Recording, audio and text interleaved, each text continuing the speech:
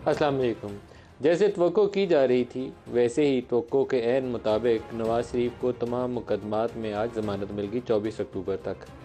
ये कहना काफ़ी मुश्किल होगा कि नवाज़ शरीफ को जो सज़ा का अमल था वो शफाफ था, क्योंकि उस वक्त की जो इस्टेब्लिशमेंट थी और उस वक्त के जो जजेस थे उनके दरमियान एक अजीबोगरीब गठजोड़ था, जिसके नतीजे में एक अकाउंट रिसीवेबल के ऊपर उनको सादिक और अमीन कहा गया कि नहीं है, इसलिए उनकी डिस्क्वालिफिकेशन भी कर दी गई और बाद में जो JIT की रिपोर्ट थी उसकी बुनियाद के ऊपर ही उनकी सज़ा का अमल आगे शुरू हुआ।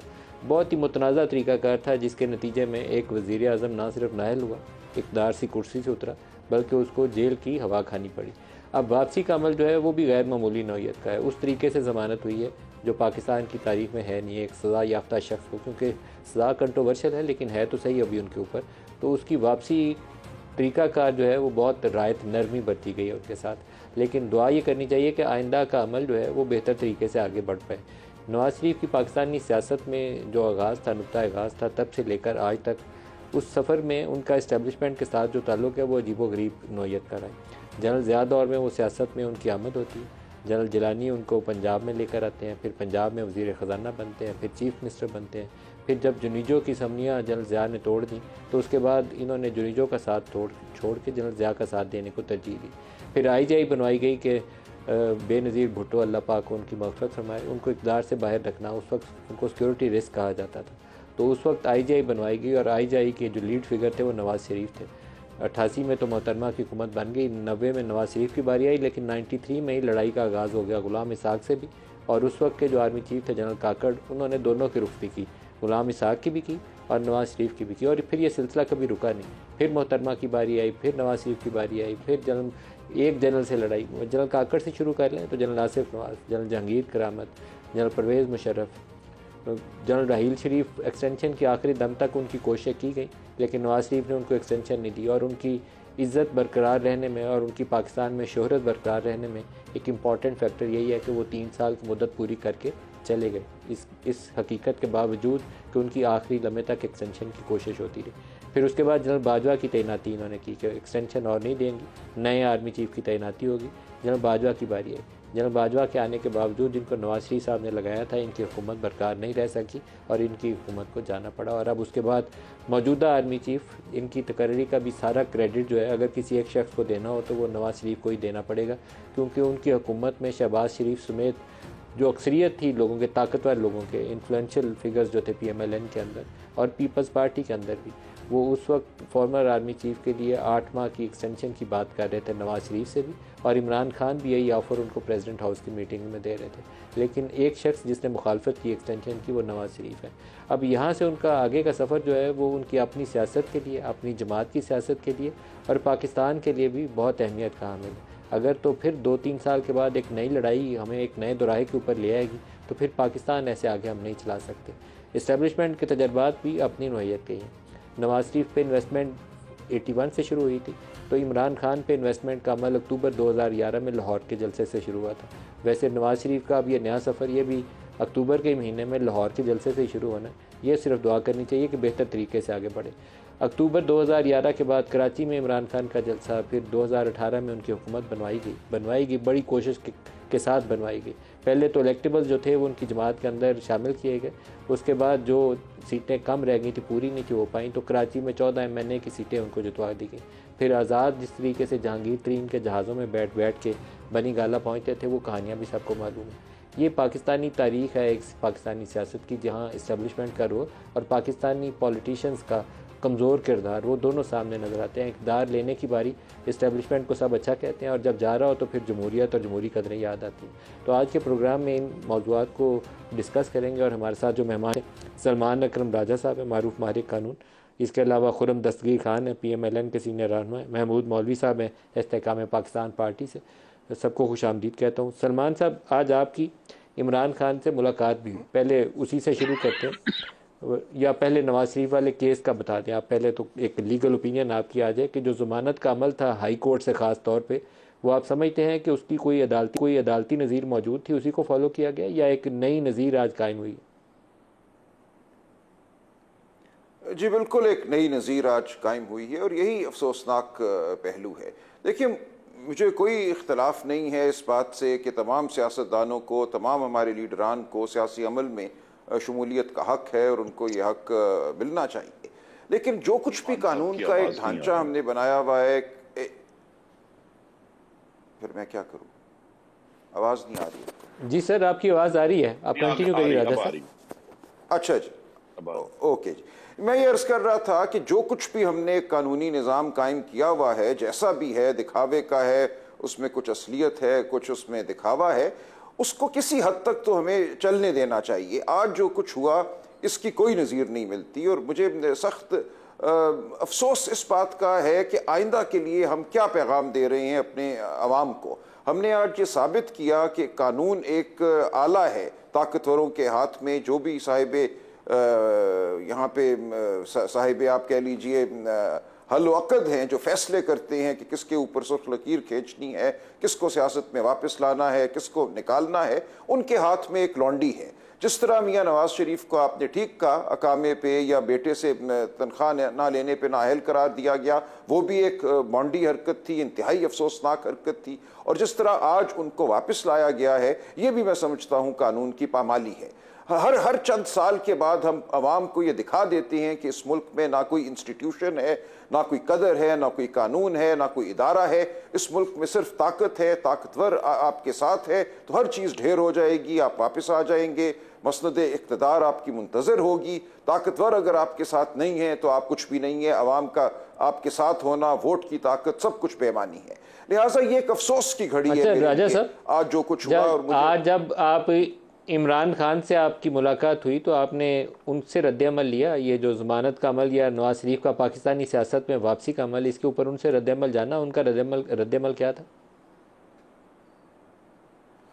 जो उनका रद्द-ए-अमल यही था, मैं समझता हूँ, जो हर इस वक्त बाशऊर पाकिस्तानी का है कि देखिए एक कानून है, कैसे ये मुमकिन है कि एक शख्स जेल से जाए, पैरोल पे जाए। हमारे यहाँ कानून में एक ये तसव्वुर है कि जेल में मुक़य्यद किसी शख्स को हम आर्जी तौर पे जेल से बाहर जाने की इजाज़त दे सकते हैं। वो जेल से बाहर जाए, उसके बाद जिन शराइत पे उसको बाहर भेजा गया था उन शराइत को तोड़े, 4 साल जो है वो बैरून मुल्क गुजारे, बज़ाहिर सेहतमंद नज़र आए, उसके बाद एक मंसूबे के तहत, एक पैक्ट के तहत वापस आए, कहे मैंने मीनार पाकिस्तान पे जलसा करना है और अदालत उसको सहूलत दे इस हवाले से कि आप आइए, ज़रूर जलसा कीजिए, आपको गिरफ्तार नहीं किया जाएगा। देखिए वो जब गए थे तो वो एक मुक़य्यद शख्स थे, वो कैद में थे, उनकी वापसी भी कैद ही में होनी थी और उसके बाद वो जो भी इस्तदा करते, अपील करते, सस्पेंशन ऑफ सेंटेंस की दरख्वास्त देते, बेल मांगते। लेकिन यह कि उनको सहूलत दी गई है कि वह आकर सियासी अमल में दाखिल हों, जलसे करें और उसके बाद किसी वक्त जाकर बेल मांग लेंगे 24 तारीख से पहले, वो भी ज़ाहिर मिल जाएगी, नैब उनकी पुश्तपनाही करेगी, उनकी तायीद करेगी। सो तमाम इदारे हमें मुल्क के नज़र ये आता है कि अब यकसू हैं कि इस शख्स को हमने, एक बड़ी शख्सियत है वो बिलाशुबा, उनको हमने सहूलत देनी है सियासत में वापस आने के हवाले से। उनको बिल्कुल वापस आना चाहिए। लेकिन वैसे आपने उनको कहा कि वो बज़ाहिर सेहतमंद नजर आते हैं, सेहत के उनके मसाइल मौजूद हैं, सेहत उनके सीरियस कंसर्न है, और लेकिन बाकी चीज़ें दुरुस्त हैं। उनकी सज़ा का अमल भी मुतनाज़ा था और जो वापसी में सहूलत दी गई है वो भी गैर मामूली है। खुर्रम साहब, आपकी तरफ आऊँगा। आपकी जमात के लिए नवाज़ शरीफ का सियासत में अच्छे तरीके से, मौसर तरीके से वापस आना बहुत ज़रूरी है, क्योंकि 16 माह में PDM की हुकूमत के दौरान जो कुछ आपकी हुकूमत के बाद, आपकी ये 16 माह की हुकूमत के बाद पंजाब के अंदर इस वक्त पार्टी की पोजीशन है, आपको नवाज़ शरीफ का एक ताकतवर फिगर के तौर पर उभरता हुआ नज़र आना बहुत ज़रूरी है। क्या एक्सपेक्टेशन है आपकी नाउ ऑनवर्ड्स? पहली एक्सपेक्टेशन तो ये है कि उनकी आमद से जो पार्टी कि अपनी तंजीम का अमल है उसके अंदर बहुत बेहतरी और डिसिप्लिन आएगा। और दूसरा, हमें चूंकि पाकिस्तान के अवाम के पास जाना है, उनकी हमायत की दरख्वास्त करनी है उनसे इलेक्शन में, उसके लिए नवाज शरीफ से बेहतर रिकॉर्ड रखने वाला वजीर आजम नहीं है हमारे पास, जिसने 2013 में उसको अभी तक जो 21वीं सदी में 4 इलेक्शन हुए हैं नदीम मलिक साहब, 2002, 8, 13 और 18, सिर्फ एक में नवाज शरीफ को लड़ने की इजाजत मिली है। तो 3 इलेक्शन जो हैं उनको नाहक तरीके से, गैर मुनसिफाना तरीके से इलेक्शन के अमल से बाहर रखा गया, ये भी रिकॉर्ड है। तो लिहाजा, लेकिन जब उन्हें मौका दिया गया तो उन्होंने उस 4 साल के कलील अरसे में जो 4 बड़े मसले थे 2013 में, लोड शेडिंग, दहशतगर्दी, कराची की टारगेट किलिंग और महंगाई, वो चारों के चारों हल करके पाकिस्तान की आवाम को एक बेहतर पाकिस्तान 2013 के मुकाबले का 2017 में दिया। उनके बाद फिर एक हम कहेंगे नाहक और गैर मुनसिफाना फैसला हुआ। तो आज जो फैसले हो रहे हैं, कानूनी माहिरीन जो भी कहें, लेकिन हम उसको देखते हैं कि ये अनायत नहीं हुई, ये अजाला हुआ है। This is redress not relief.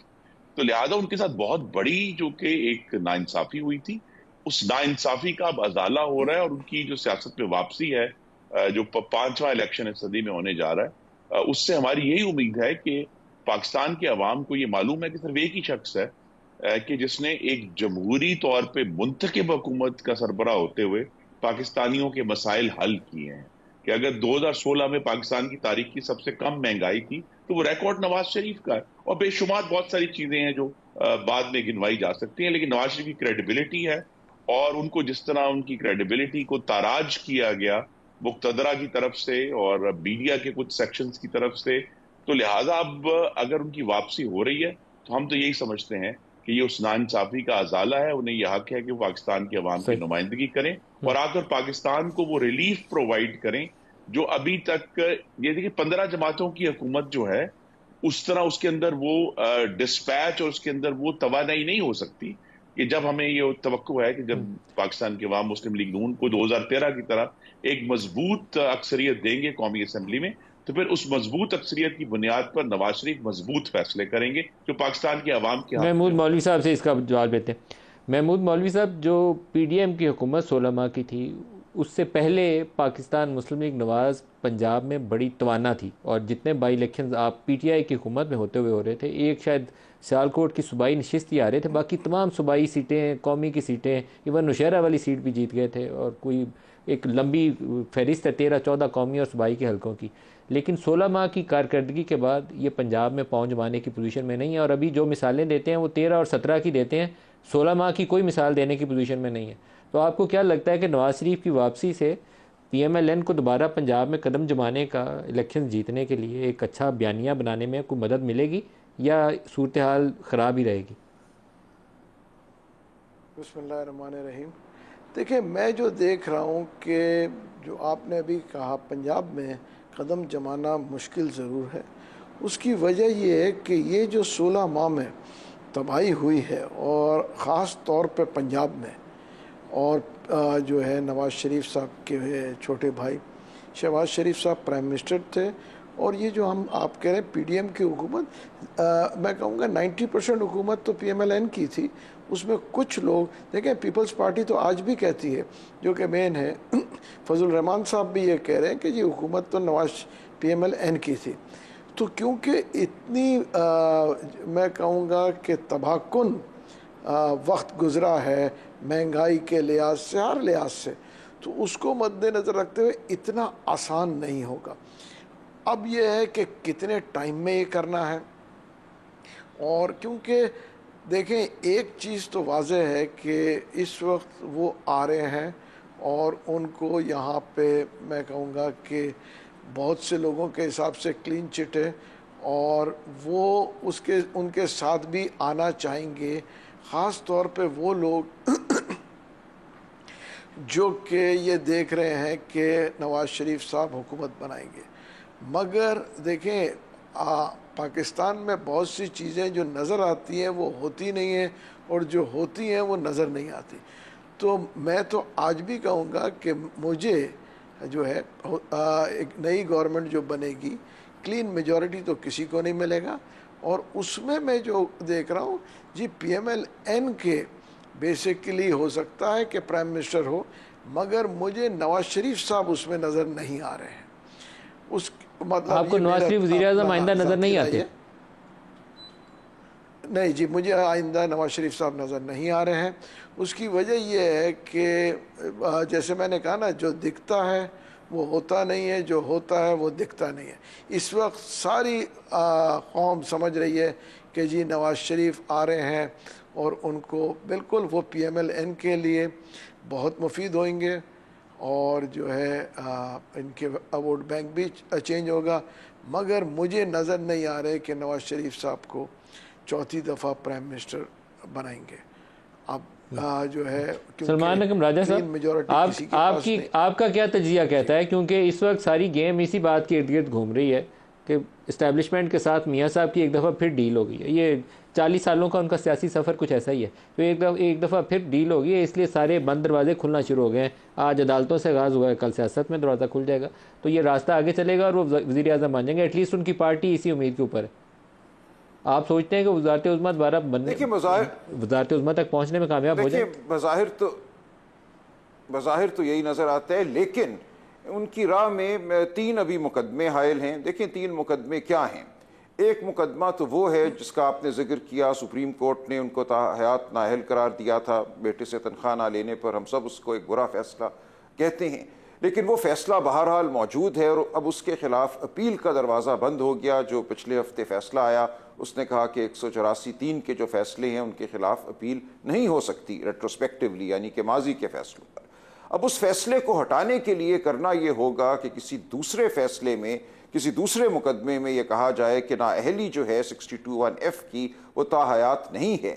उसी सूरत में सर वो मामला जल्द या बदेर सुप्रीम कोर्ट के सामने जाएगा, क्योंकि इलेक्शन एक्ट में इन्होंने 5 साल की मुद्दत की है, तो नून लीग दावा करेगी कि 5 साल के बाद नवाज शरीफ बहाल हैं, तो मामला अल्टीमेटली सुप्रीम कोर्ट के सामने जाएगा, वहां उसको फैसला करना पड़ेगा। जी मैं यही अर्ज कर रहा हूँ, ना 3 फैसले दरकार हैं इस वक्त मुस्लिम लीग नून को। एक तो ये फैसला दरकार है, दूसरे 2 फैसले वो दरकार हैं जो एहतसाब अदालत ने उनको सज़ा दी है, उनको मुजरिम करार दिया है। एक मामला एवनफील्ड फ्लैट्स का है और दूसरा जो अजीज़िया स्टील मिल का है।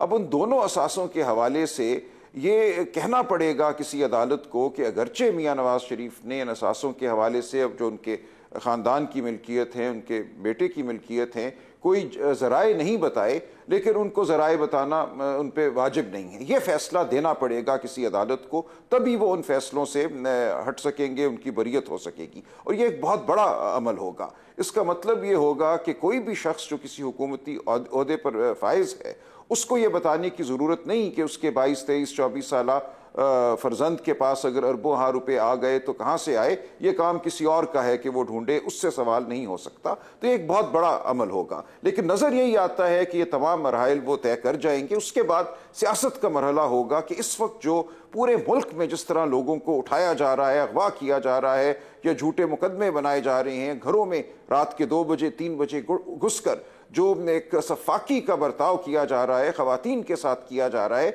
अगर कोई ये समझता है कि इससे माशरे में गुस्सा और नफरत पैदा नहीं हुई तो वो इंतहाई, मैं समझता हूँ, बेवकूफ़ शख्स है। मुझे इस वक्त ये माशरा जो है उससे भरा नजर आता है। आज आप जब इमरान खान से मिल रहे थे तो आपने साइफर वाला मामला उनसे डिस्कस किया? क्योंकि बहुत सारे लोगों का ख्याल ये है कि पिछले इंतखाबात में इमरान खान लाडले थे इस्टेब्लिशमेंट के, और नवाज शरीफ नाहल हुए, जेल में गए, मरियम भी जेल में थी, और इंतखाबात हुए 2018 के। इस दफ़ा यही सज़ा जो है इमरान खान के हिस्से में होगी, नाहल भी होंगे, जेल में भी होंगे और इलेक्शन हो रहे होंगे। साइफर में क्या इमरान को सज़ा हो सकती है? बिल्कुल ही मुमकिन है। देखिए मेरी नज़र में कानूनी तौर पे तो नहीं हो सकती, साइफर का मुकदमा बिल्कुल खोखला मुकदमा है, लेकिन आपने दुरुस्त कहा, मेरी नज़र में मरियम बीबी को भी सज़ा नहीं होनी चाहिए थी। देखिए अगर मैं खालिस्तन कानूनी तरीके से बात करूं, कैप्टन सफदर को सज़ा नहीं होनी चाहिए थी, लेकिन हमने देखा हमारी तारीख में अदालतें ये करती आई हैं। नाहक सज़ा देना बज़ाहिर कोई बड़ी बात नहीं है हमारी अदालतों के लिए, और फिर मामला सालों साल लटकता है जब तक अपील में तेवर ना बदलें और हालात ना बदलें, मौसम ना बदले, उस वक्त तक लोग ज़ेरे अताब रहते हैं। और बदकिस्मती से हमारा अदालती निज़ाम जो है वो सहूलतकार का किरदार अदा करता है। लिहाजा अगरचे मैं ये समझता हूँ कि साइफर का मुकदमा कुछ भी नहीं है, दीगर मुकदमे भी कुछ नहीं है, लेकिन आपका ये कहना दुरुस्त है, इन सब में सज़ा भी हो सकती है, नाअहली भी हो सकती है, और ये तमाम मामला फिर अवाम की अदालत में जाएगा। अवाम देखेंगे कि इस मुल्क में कितनी देर इस ढोंग को हमने चलाना है कि हर 4-6 साल के बाद मौसम बदल जाए, चेहरे बदल जाएं, लेकिन जाबिर जो है वो वही रहता है। मुझे एक ब्रेक ले लें, हमारे साथ रहिएगा।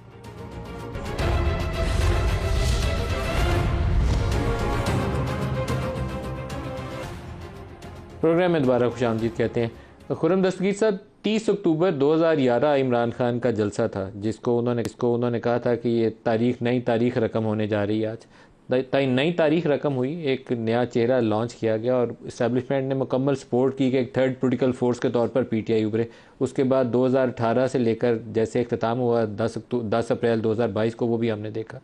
अक्टूबर 21 के बाद आप क्या सफ़र देखते हैं पीएमएलएन का? क्या तब्दीली आएगी? कोई बेहतरी की जानिब हम बढ़ेंगे, या वो अफरा तफरी जो पिछले 12-14 साल से पाकिस्तान का मुकद्दर बनी हुई है उसी की कंटिन्यूशन रहेगी?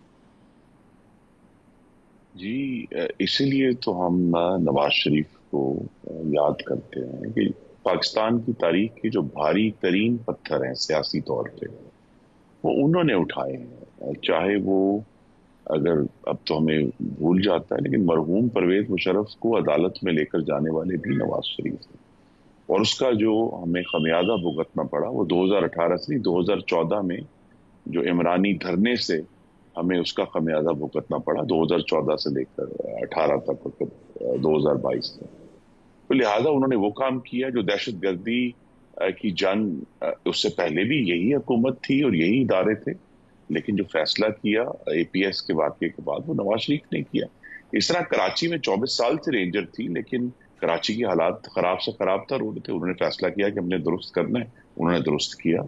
तो लिहाजा जो हर लिहाज से, चाहे वो जमहूरी लिहाज से है, चाहे वो इंतजामी लिहाज से है, चाहे वो अवाम को डिलीवरी के लिहाज से है, चाहे वो जमहूरी रवादारी के लिहाज से है। मैं ये भी भूल जाता है लोगों को कि 2013 में पीटीआई को की अक्सरियत नहीं थी खैबर पख्तूनख्वा असेंबली में, उसके बावजूद उन्हें दावत दी कि वो हुकूमत बनाए, और उन्होंने फिर दूसरी जमातों के साथ मिलकर हुकूमत बनाई।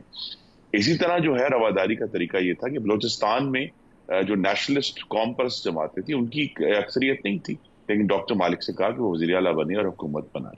तो ये जो सारी रवादारी है, जो जमहूरियत है, आवाम का हक हाकमियत है, इसकी कामयाब हो या नाकाम हो, ये सारी जंगें नवाज शरीफ ने लड़ी हैं।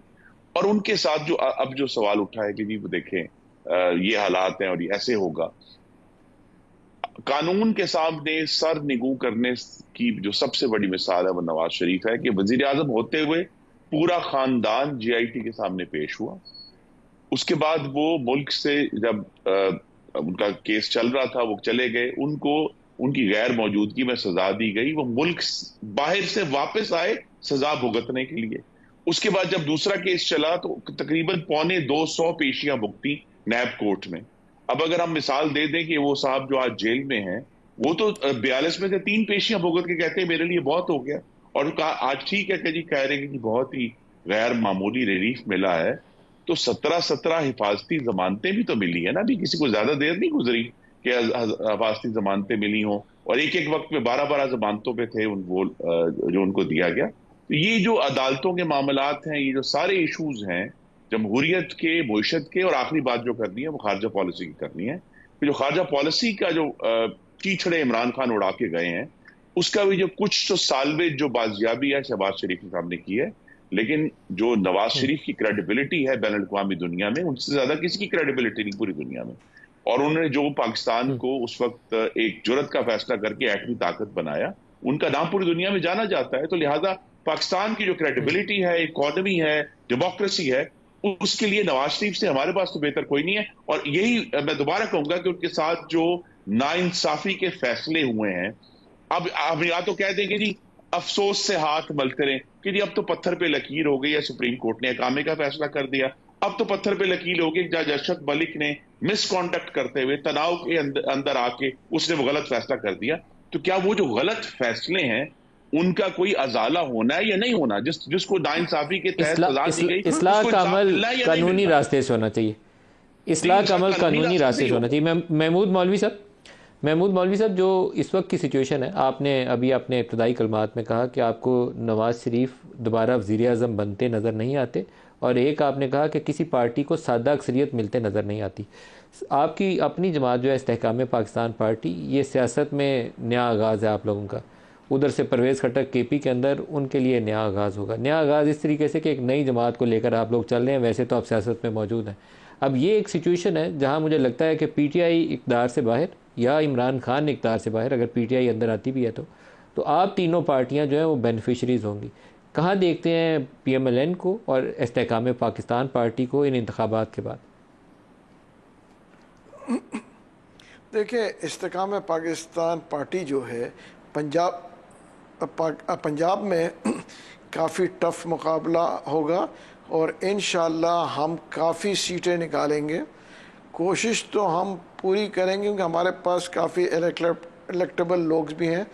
कोशिश करेंगे कि इंशाअल्लाह कि हम पंजाब में हुकूमत बना सके, और अगर हुकूमत ना बना सके तो हमारी रोल फिर भी बहुत इम्पोर्टेंट होगी। जो भी हुकूमत बनाएगा उसकी वजह ये है कि हमें जो नज़र आ रहा है, देखिए वो लोग काफ़ी लोग हैं जो कि PMLN से खुश नहीं है, तो वो लोग ये देख रहे हैं कि भाई देखें ना, सेकंड ऑल्टरनेट जो है वो जो होगा वो IPP होगा। महमूद मौलवी साहब, और पंजाब में इस्तेकाम पार्टी का जो रोल है ज़्यादा एक तो ये है कि आपका रोल काफ लीग वाला होगा। तो काफ लीग जो थी वो खुद लीड नहीं कर सकती थी, लेकिन आप किसी के साथ मिलकर कोलिशन बना सकते हैं।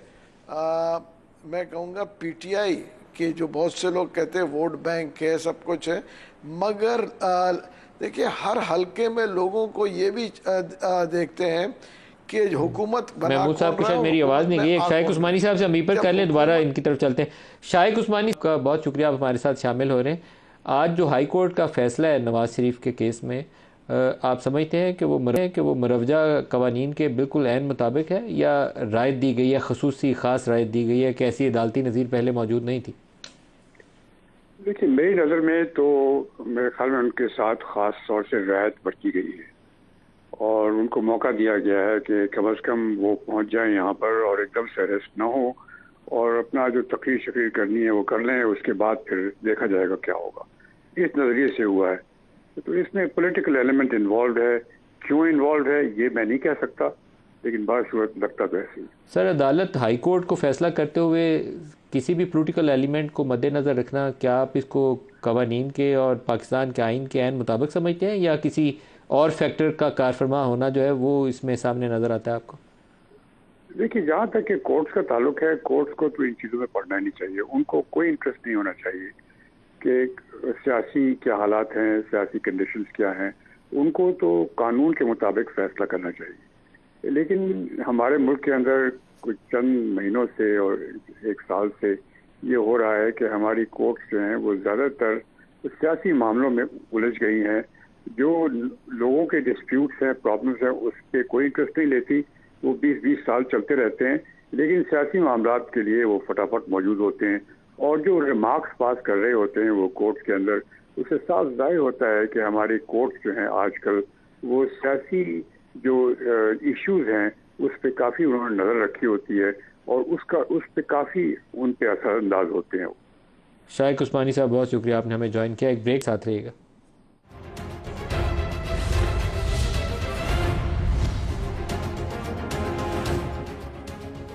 Welcome back. 2017 में जब नवाज शरीफ को नाअहल करार दिया गया तो एक अकाउंट रिसीवेबल था 10,000 दिरहम का। कहा गया कि उनके बेटे ने उनको तनख्वाह देनी थी, वो लेकिन रिसीवेबल थी, तनख्वाह मिली नहीं थी उसको। उस वक्त की अदालत ने कहा कि ये एसेट है और उसको एसेट करार देते हुए उनको नाअहल करार दे दिया और कहा कि सादिक और अमीन नहीं रहे। ये इतना मुतनाज़ा और गैर शफाफ फैसला था जो उस वक्त की इस्टेब्लिशमेंट और अदलिया के गठजोड़ का नतीजा था। उसके ऊपर PMLN ने एक बयानिया बनाया, वोट को इज़्ज़त दो, और उसके ऊपर ही वो तराने गाते थे, वोट को इज़्ज़त दो। आज उन्होंने नवाज शरीफ की वापसी के ऊपर एक नया तराना उसी बीट के ऊपर दोबारा से जारी किया, वोट को इज़्ज़त दो। बीट वही सेम रखी है, कोई उसमें चेंज नहीं किया, लेकिन वोट को इज़्ज़त दो उसमें शामिल नहीं है। खुर्रम दस्तगीर साहब, ये एक नया ट्विस्ट है आप लोगों की पॉलिटिक्स के अंदर। ये मालूम नहीं मुझे आइंदा आने वाले दिनों में आपको क्या रंग दिखाएगा। वोट को इज़्ज़त दो वाला बयानिया आपको हेल्प कर रहा था। पंजाब के अंदर आप पॉपुलर पार्टी थे। उसके बाद इमरान खान ने एंटी इस्टेब्लिशमेंट एक बयानिया शुरू किया, जिसका बयानिया उसका बिका खूब। आप बाई इलेक्शंस के अंदर हमने देखा 25 सीटों के ऊपर क्या नतीजे आए थे। अभी आपने जनरल बाजवा और जनरल फैज़ के हवाले से एक बयानिया दिया नवाज शरीफ ने इंटरव्यू में, फ़ौरन यू टर्न ले लिया जब शहबाज शरीफ यहाँ से वापस रवाना हुए। बड़े भाई साहब को कहा कि ये बयानिया अब नहीं चलेगा। तो अब आप इलेक्शन में जाएंगे क्या लेकर बयानिया, क्या चीज़ बेचेंगे? नो वोट को इज्जत, बस ख़त्म, दफन कर दिया उसको? नहीं मलिक साहब, वो तो वोट को इज्जत दो तो एक बुनियादी हिस्सा है हमारे बयानिए का। सिर्फ सवाल उस पर एक ही है जो कि हम सब के सामने है।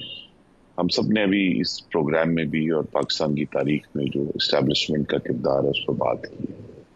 अब क्या उसका तरीका जो है, एक तरीका वो है जिसका मैंने जिक्र किया कि हमारी मुस्लिम लीग नून की 2013 की हुकूमत ने एक साबिक फौजी डिक्टेटर परवेज मुशर्रफ को उस पर केस किया, उनको अदालत में लेकर आए और फिर हमने उसकी सजा भुगती। अब क्या अदालतों में लेकर जाना आइन शिकनों को, क्या ये तरीका है या हमें कोई और नया तरीका सोचना है? बहरहाल हमें इस पे हम सबको इस पे डायलॉग करना है, और डायलॉग तभी शुरू होगा जब इंशाल्लाह नई पार्लियामान जो है पाकिस्तान की अवाम मुंतखब करेंगे कि ये जो सारे लोग हैं जिन्होंने जमहूरियत को और आइन को नुकसान पहुंचाया है, किस तरीके से इनसे रेकनिंग करनी है, इनसे हिसाब कैसे लेना है। तो लिहाजा वो वहां मौजूद है। सिर्फ ये है कि ये जो आप कहते हैं जी एहतसाब करना है, ये एहतसाब जो है ये उसका हिस्सा नहीं हो सकता अभी फिलहाल तो जो हमारी इलेक्शन कैंपेन है। लेकिन बहरहाल जब एक दफा पार्लियामान मुंतखब हो जाएगी तो ये तमाम इशूज जिसका जिक्र अभी नवाज शरीफ ने अपनी हालिया तकरीर में किया था, ये आएगा सामने। सब लोग जो अदलिया का हिस्सा थे, जो इस्टेब्लिशमेंट का हिस्सा थे, इनको बहरहाल एक दफा आकर जवाब तो देना होगा। तो लिहाजा ये कहना कि जी वो बयानिया दफन हो गया, वो बयानिया अपनी जगह पर मौजूद है।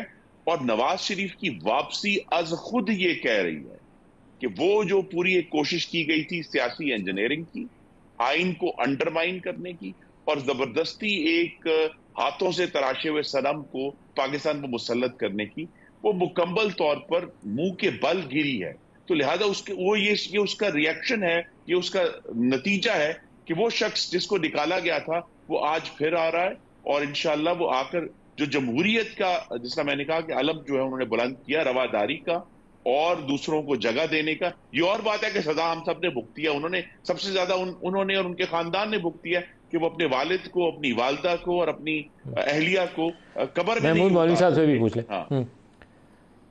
महमूद मौलवी साहब, क्या ये जो पाकिस्तानी सियासत के अंदर एक भूचाल वाली कैफियत है, कभी धरना हो रहा है डी चौक के अंदर पार्लिमान के सामने, कभी फैज़ाबाद में हो रहा है, कभी शहर लॉकडाउन हो रहा है, ये आपके दौरे हुकूमत था पीटीआई का, उस वक्त ये सारा कुछ हो रहा था।